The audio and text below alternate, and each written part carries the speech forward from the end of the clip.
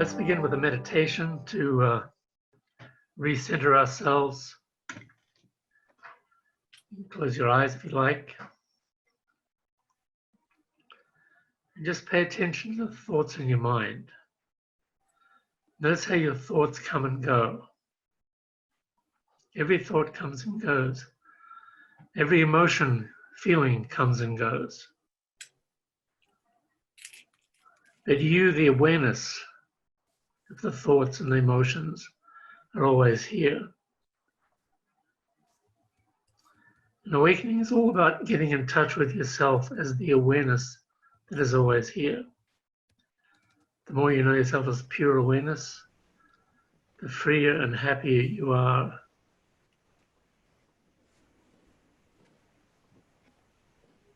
Now pay attention to the sounds around you, the sound of my voice, how it comes and goes out of silence.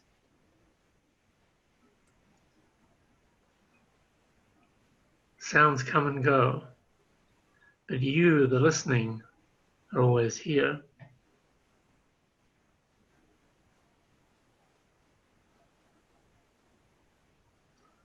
There's sensations and feelings in your body, how they shift and change. They come and they go. They arise and disappear. But again, you as awareness, consciousness, beingness, presence, are always here.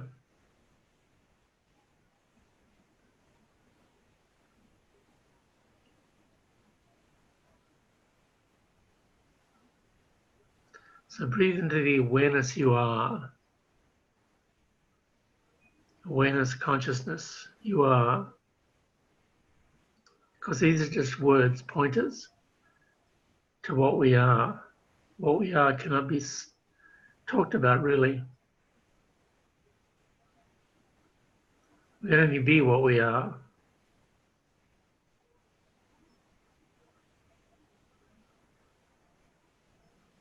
In this moment now.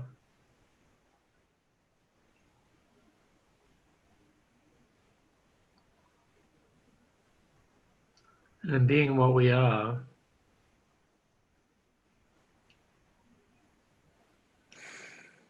we're very present in this moment now. We realize that there is only actually this moment now. It's only ever this moment now. No matter what the clock says, right?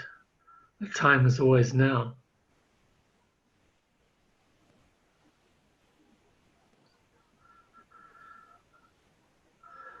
So awakening is knowing yourself as pure awareness, pure consciousness that is here right now. And from now we can start afresh. Every moment we can start afresh. We breathe into now. We be fully here now. We are fully here now.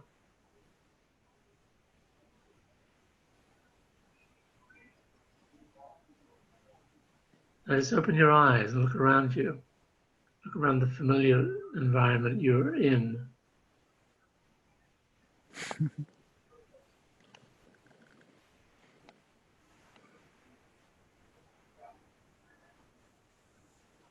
And so, again, I say awakening is all about becoming present, becoming aware of yourself as awareness here now.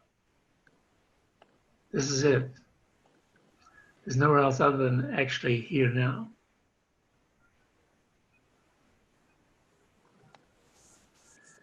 Now, the only problem is that the mind comes in, the ego comes in, the ego I comes in and says, yes, but. Right? That's the characteristic of the ego. It's always saying, yes, but this, yes, but that. So awakening is all about knowing that you're not your ego. You have an ego, but you're not your ego. You have an I thought, but you're not your I thought. You have a sense of me. You have your name, Jim Dreaver in my case. But I know I'm not my name. But my name is only my identity in the world. I write books under the name Jim Dreaver.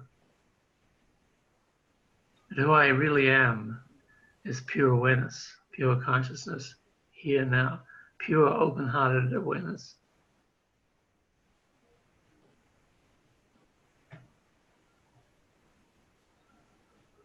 But then there's the problem of the pesky ego coming back in.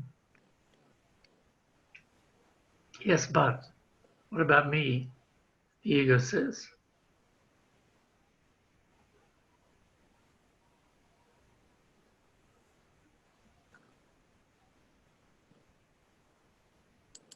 So what about me?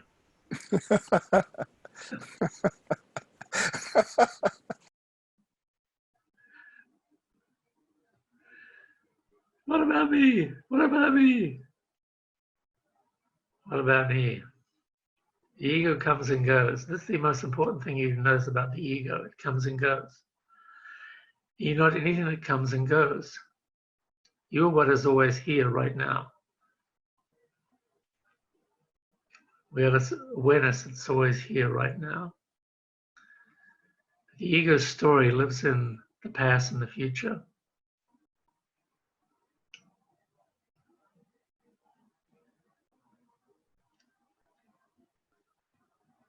Now, the more awake and free we are, the more we live in the now. We honor the past and we honor the future. We respect the future. We think about the future. We don't get lost in the future. We treat it in a common sense way. Yes, we honor the past, birthdays and memories. We keep an eye on the future, including setting goals and making plans. But everything comes back to this moment now.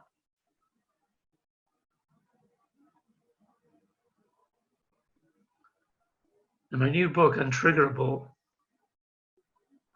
which by the way is available as a download free through my email.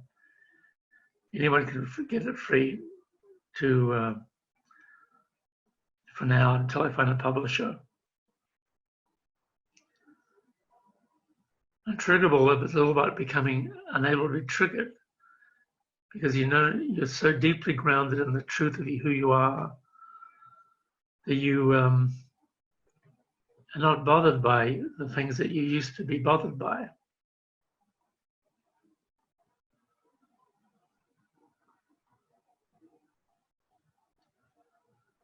And our triggers are the key to freedom. Our triggers show us we're not yet free. So we want to welcome our triggers. We learn to welcome our triggers because they're showing us we're not yet free.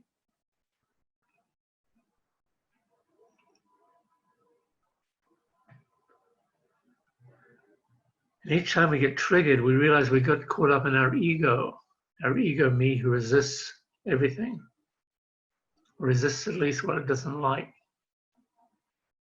We've heard some people talk about triggers this morning.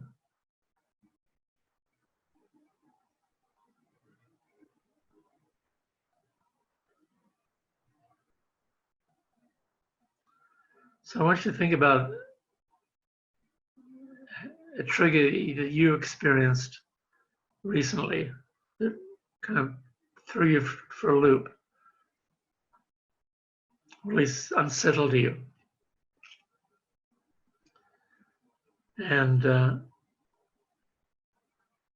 I invite you to share, any of you to share the trigger. And I'll show you how to deal with it effectively. So next time you won't be as triggered. So I invite you to raise your hand if you want. And maybe Tim, or Mary Grace, you could keep an eye on the group and see who wants to speak, to share their trigger.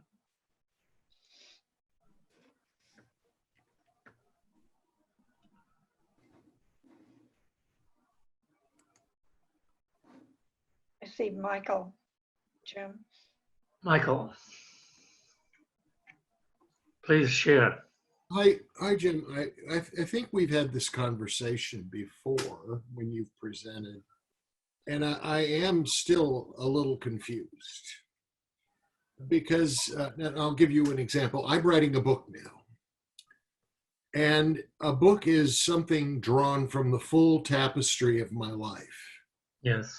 It's not from being present.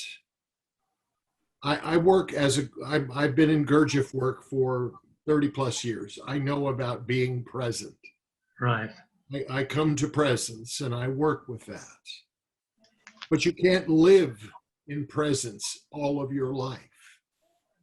That's not possible. And it's not something I aspire to do. So I'm trying to figure out where you draw the line in your practice, where you can draw from the full tapestry of your experience to use it and live with it. Because that's what I'm doing now when I'm working on this book project. And all of that, I suppose you would say, is coming from my ego. But my ego is not all bad. And so I need to draw those lines properly because there's a lot of funny stuff in my ego. The book is a humor book, by the way. And it's just, I need to draw the full tapestry of my life.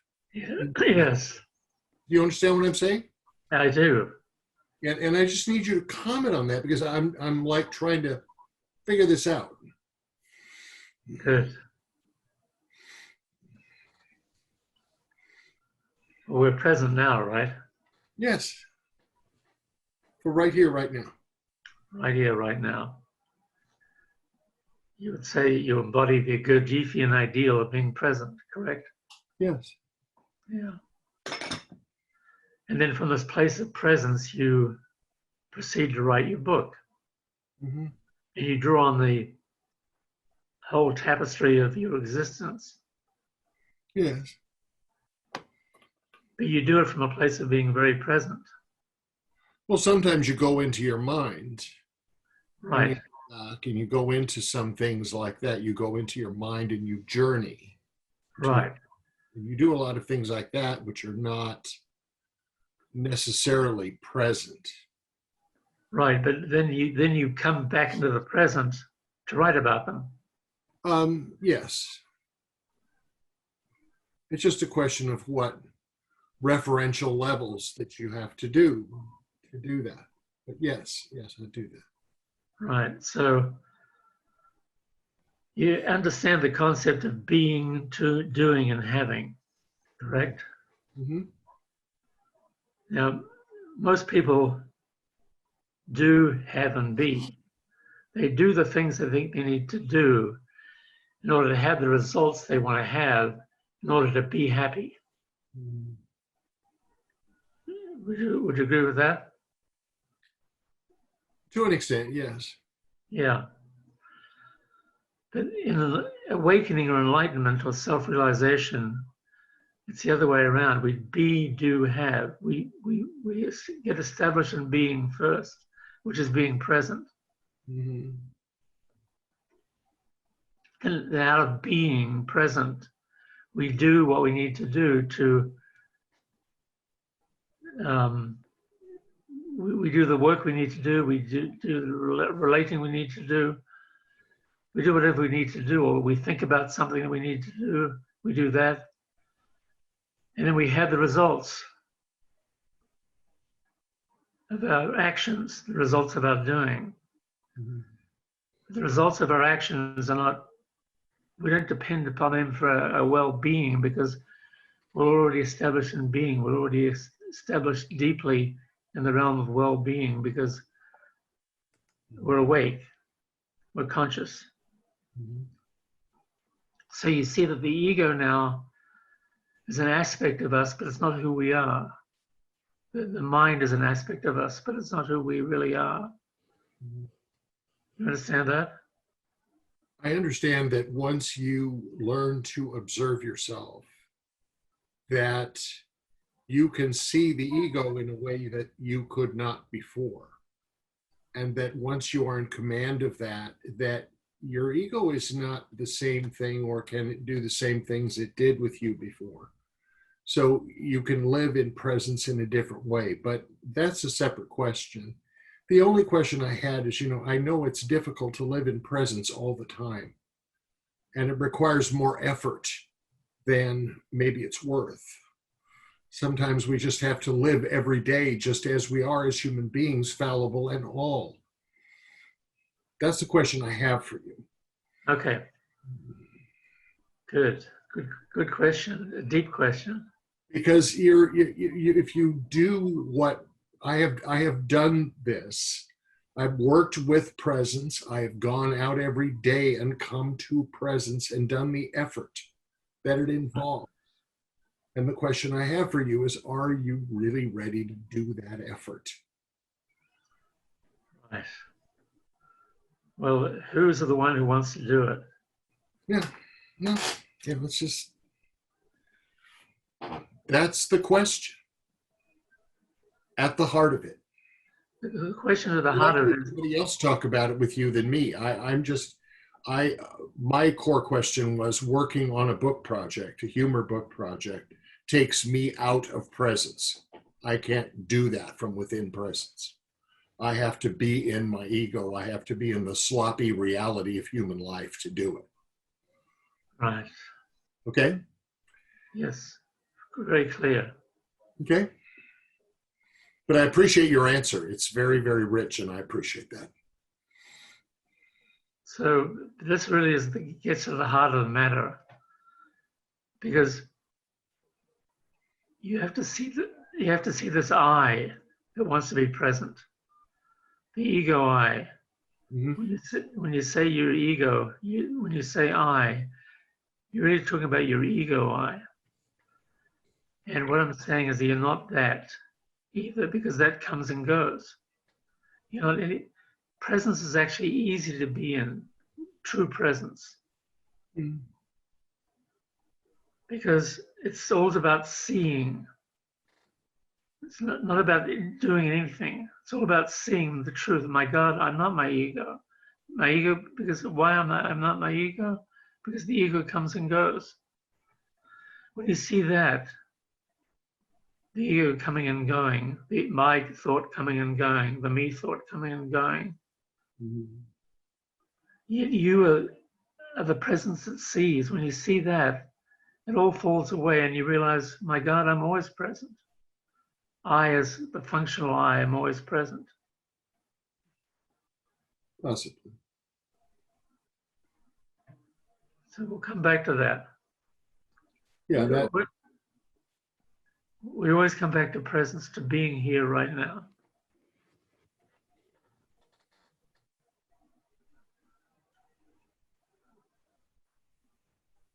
Somebody else.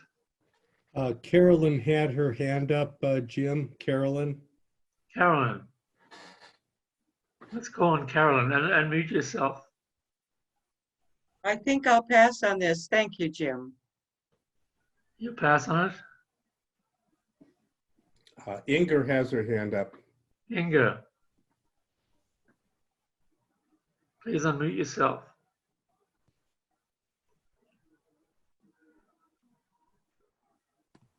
There I am. Yes. Hello. Hey, Inga. Hi. So, the trigger that I would love to get some help with yes. is, I think I mentioned it earlier when I spoke to a group about my childhood, that from age 3 to 8, I lived in a small town that was occupied by the Nazis. Yes. And my family and I lived in fear. We lived in fear 24 hours a day. My school was taken away from me. My freedom was taken away from me. And there was a lot of terror. And I grew up determined that I was going to have power and I was going to be able to be free and be able to prosper on my own. And as it happened, I left Denmark when I was 18. And what I'm now experiencing is, because of my background and my business background, with other things, I have a way of looking in my belief system and what I can relate to is really being attacked in a very big way. That's even from people very close to me that are not physically, but emotionally attacking me and bullying me and calling me all kinds of names in an effort to somehow change my belief system. Mm. And it's triggering.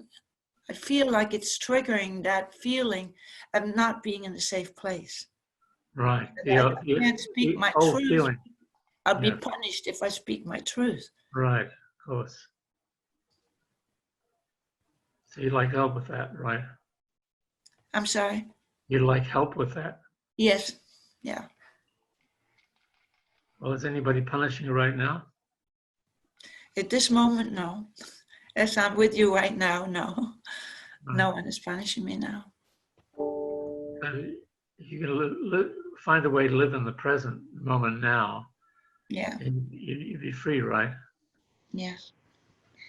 But what do I do when these are people that I need to be with all the time? What do I do when I'm with them? You, the free you are of your thoughts and your story about fear, the more you can just be with them. Mm-hmm. And you'll know what to do in any given moment. Mm-hmm. Like right now. So be fully in this moment right now. Mm-hmm. Be fully present with me right now. Mm-hmm. Smile. It's not so serious right now, right? Right. So the main thing to be free of is this notion of a person that you think you are, this Inga character that you kind of nurtured, who's afraid. You're not that. You are this, here right now. You're always this. Mm-hmm. We're never not here. There was a website called nevernothere.com, which was devoted to non-dual teachers. I was interviewed on their website many years ago. And who we are truly are is never not here. We're always here in this moment. And there's only this moment now. Yeah.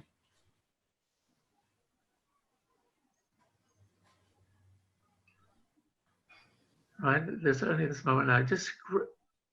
You can't even grasp it. You just have to kind of surrender to it. Surrender to this moment now. Mm-hmm. And maybe do private sessions. Maybe do a session with me. Mm-hmm. Just by donation at the first session. We can go into this more deeply. Right. It's all about seeing that there's only this moment now and embracing, embodying, living in this moment now. Mm-hmm. In this moment now. And then you see how people don't live in the present moment. They live in their stories, their judgments, like your friends who judge you, want to change you. Mm-hmm. They're definitely not in the moment now. They're definitely in their story of judgment and anguish and fear and a resentment. Mm-hmm. But it's only ever this moment now. And in this moment now, we can access our mind. You can use thought, the power of the thought, the ego. The ego becomes a servant. The ego makes a very poor master, but a very good servant. You can use your ego when you know who you are, pure awareness, pure consciousness. Mm-hmm. This here now, this beautiful being is here right now, right? I'm a beautiful being, you're a beautiful being, we're all beautiful beings. When you know yourself as that, then you can use the power of the mind, the ego, to serve your purpose with, to live your life with. But it doesn't run your life. You live always in openness and calmness and peace and grace and clarity, compassion, and supreme confidence. All right, thank you. Thank you. Thank you. So we just touched the surface of it. But the surface is a When we go deep within, we find there's nothing there. Tim was talking about this Tibetan master who said we've got to love our ghosts or love our demons, monsters. There's an old Irish saying, if you run away from a ghost, it'll chase you and haunt you for the rest of your life. Kind of like you've been running away from a ghost. But if you stop and turn and face it, it'll disappear because ghosts aren't real. Even if ghosts are real, like in a fleeting sense, whenever you stop and turn and face it, it'll disappear because ghosts aren't real. Demons aren't real. The demons of our past are in our past. They're not real now. Only now is real now.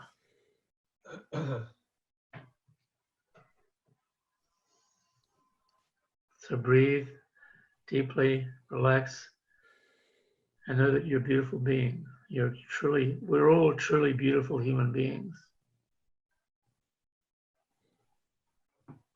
Thank you. You go.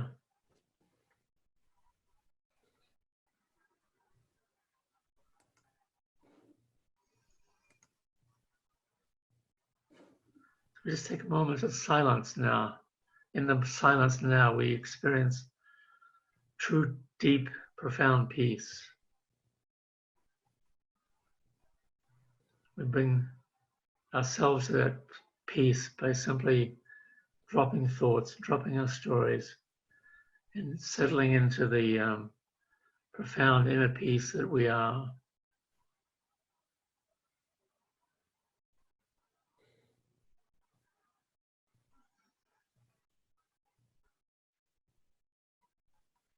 Is there anybody else?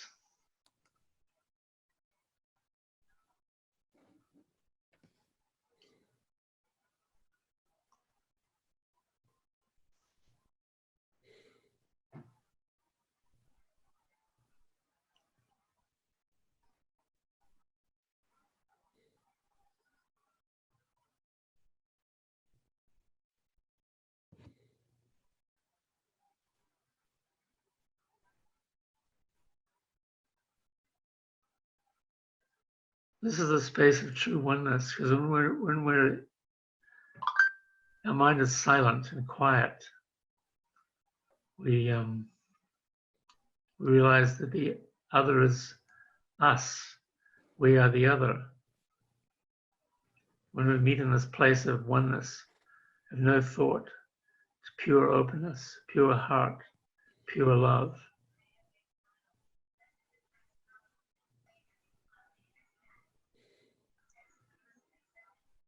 And we're truly one. And we see that then we can work together. Jeannie had her hand up.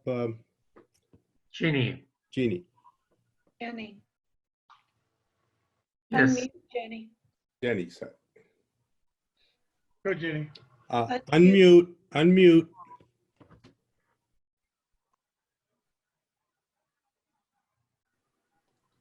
Hi, I'm profoundly moved by what you keep reminding us of being in the here and now, that we are pure awareness and consciousness. But I also agree that the mind plays tricks. And I just wanted to share that I am taking a wisdom course that is for a year. And we are keep asking new conversations of what is in your life that's making you happy.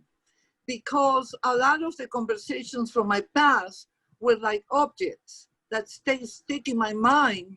And as I do exercises, they are now being disintegrated into the here and now, the present moment. And so it's not that easy to be in the present, to be pure awareness.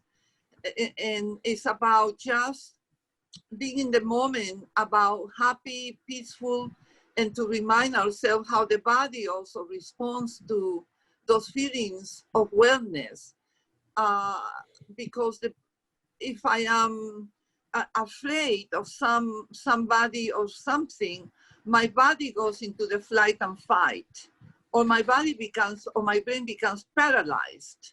Yeah. And I need to bring the feeling of peace and wellness really fast so that I can have the wonderful hormones of the endorphins in my body rather than the adrenaline and the cortisol that makes me fight or flight. And so it's a constant training. It's as if I go to the gym of my body and my mind to remind me that peace is right within me, and I need to guard it. Otherwise, the mind plays games and tricks. I don't know. I just wanted to see if you can give me some feedback about how to be at peace continuously when the brain keeps sabotaging all the intentions of being at peace. Okay, good. Thank you. Thank you for that. So it reminds me of a story about Krishnamurti. Actually, when he had J. Krishnamurti speak under the oak grove in Ojai in 1977. And probably everybody knows about J. Krishnamurti, right? Or most people know, but he's a great philosopher, teacher of truth. Anyway, in Krishnamurti, on this particular morning, there was about 2,000 people sitting under the oak trees on lawn chairs or on the grass, listening to him. He really talked about himself. But on this particular occasion when I was there, he leaned forward and he said, "Do you want to know what my secret is?" And then we all sat up. Of course we want to know his secret. That's why we came here, right? To find his secret. And he said in a very shy voice, he said, "You see, I don't mind what happens. I don't mind what happens." That was a secret.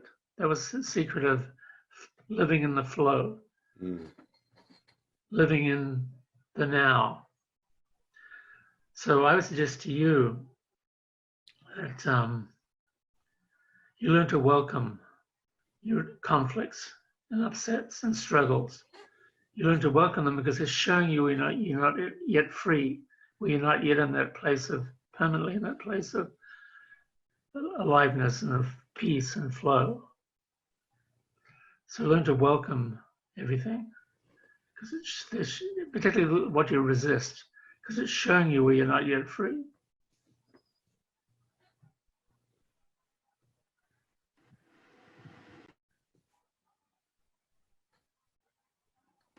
Thank you. I did meet Krishnamurti also in Ojai, and I noticed a little man walking very, very fast and sitting there and speaking about self and the mind, and everybody was just in awe of whatever he was saying. And it reminds me now that we do have moment to moment, that's our life, from moment to moment, that we choose to be who we are truly be.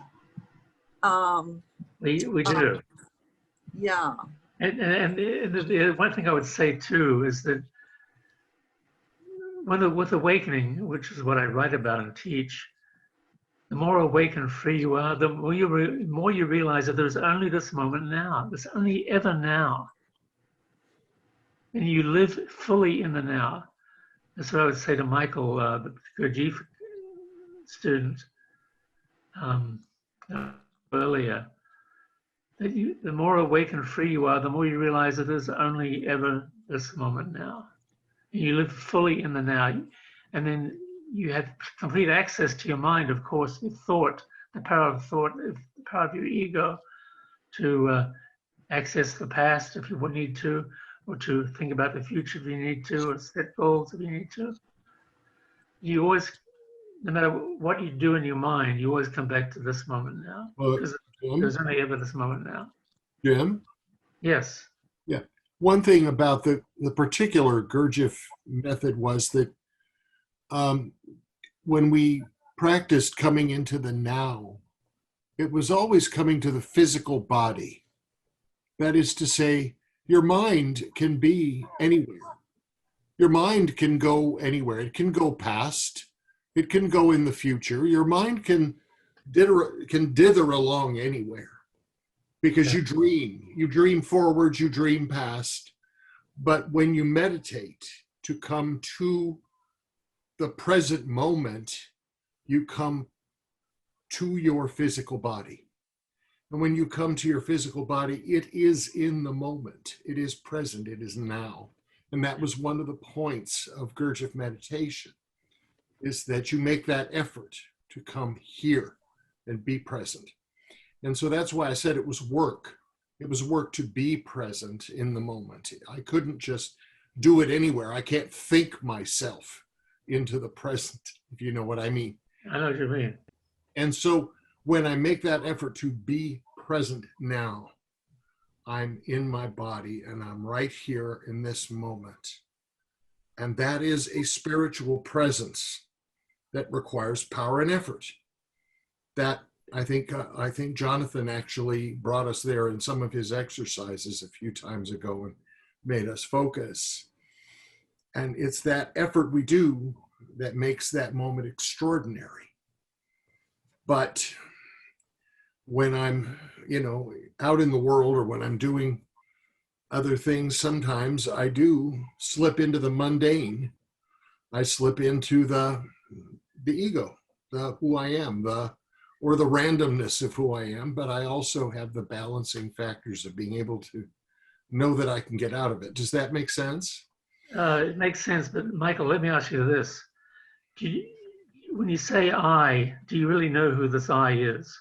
Well, and it's not fair to continue to reference the Gurdjieff experience, but I can only say what I was taught in that experience, which was his belief is that we create multiple I's to match different circumstances, so that you will have an ego that you'll create depending on the person you happen to be with. In other words, the I is a plastic idea.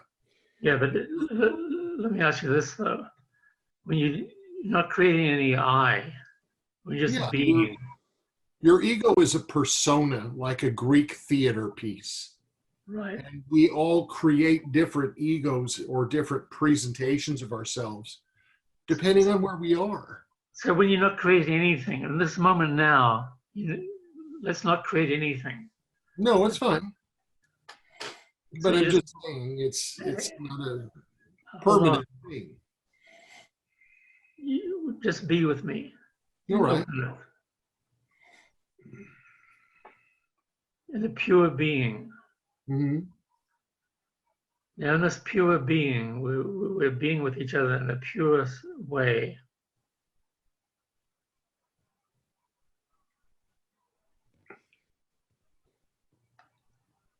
It's being here now. No thought of I, just pure being. Is there any effort in that? Where I hear and resonate with you is that we do have a deep presence, connected presence, and we visit that, we go to it, we try to be there. And then we also have an ego. Forget that.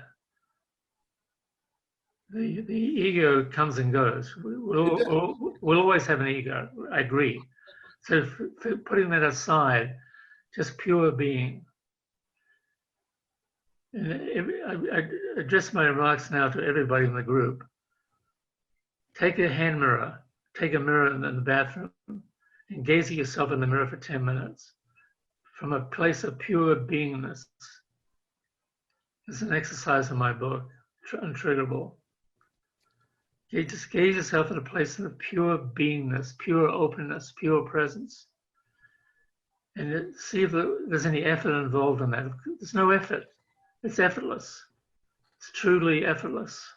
So true presence doesn't require any effort. It just requires being. Mm-hmm. Anyone else have a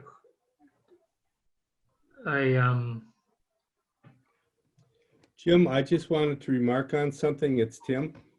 Yes, Tim.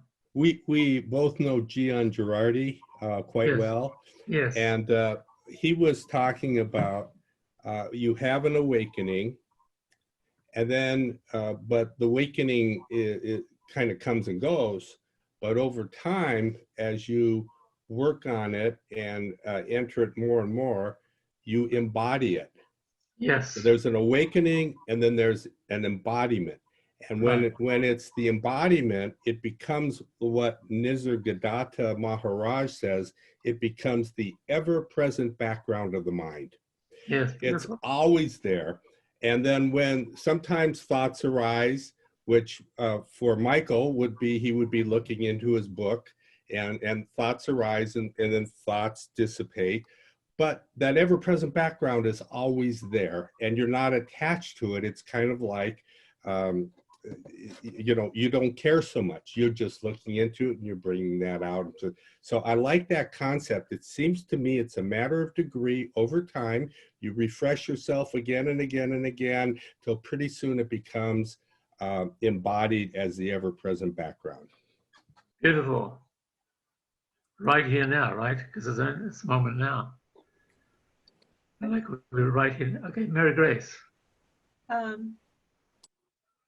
I find whenever I'm listening to you, Jim, and I have it happen at other times too, but I'll just keep it when I listen to you, instead of thinking about the words you're saying, I just let that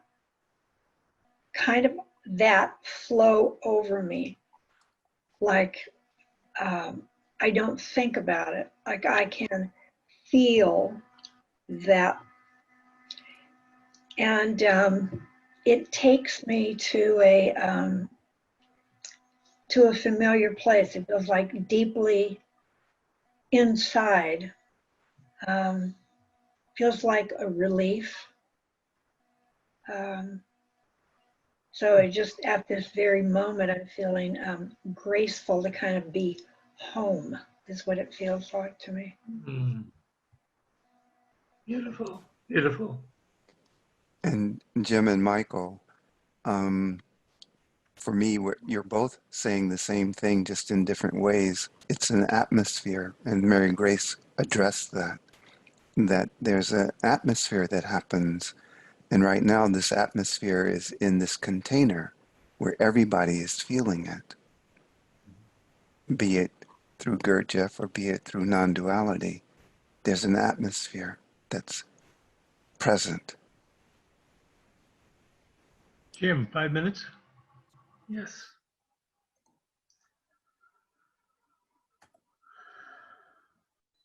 So we breathe, and we're being at peace, enjoying the flow of peace that's here right now. Thank you, Jonathan.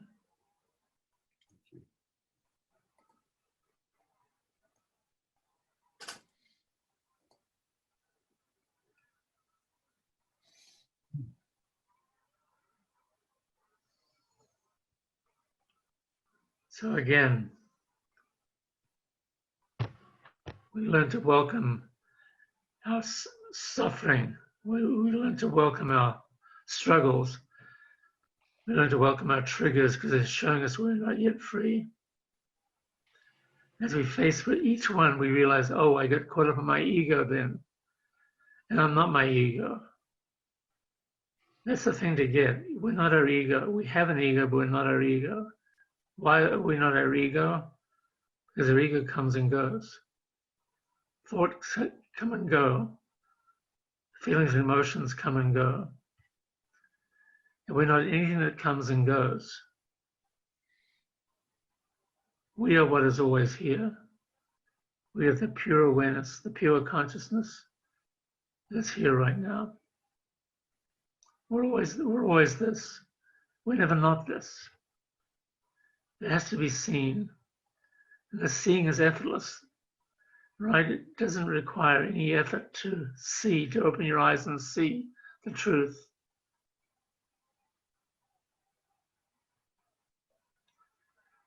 The truth is this.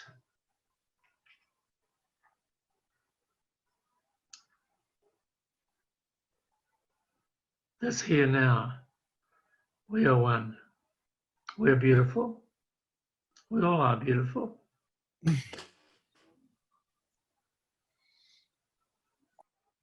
So thank you for your participation. Thank you for listening. Thank you.